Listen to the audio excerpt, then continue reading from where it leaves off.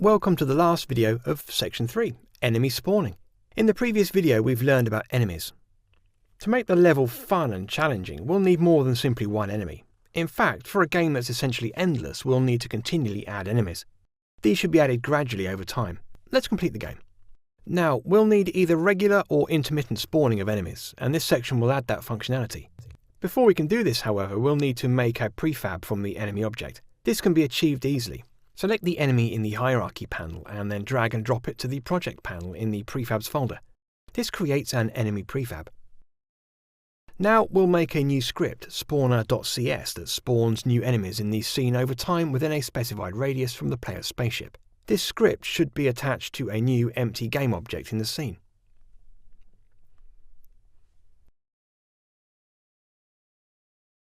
The spawner class will spawn instances of obj to spawn, a prefab on each interval of interval. The interval is measured in seconds. The spawned objects will be created within a random radius from a center point, origin. During the start event, the invoke repeating function is called to continually execute the spawn function on every interval to spawn a new enemy.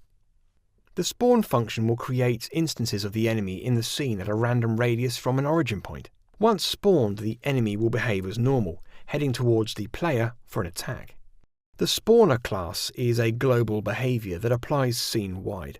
It does not depend on the player specifically, nor on any specific enemy. For this reason, it should be attached to an empty game object. Create one of these by selecting Game Object, Create Empty from the application menu. Name this Spawner and attach the spawner script to it.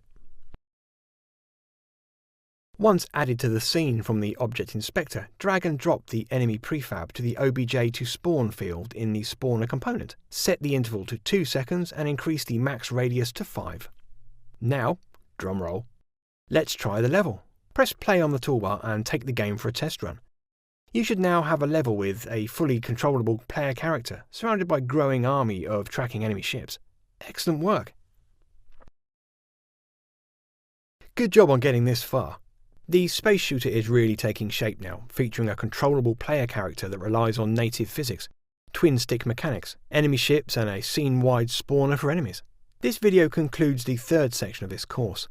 All these ingredients together still don't make a game. We can't shoot, we can't increase the score, and we can't destroy enemies. These issues will need to be addressed, along with other technical issues that we'll certainly encounter. Nevertheless, we now have a solid foundation for moving further, and in the next section we'll complete the shooter.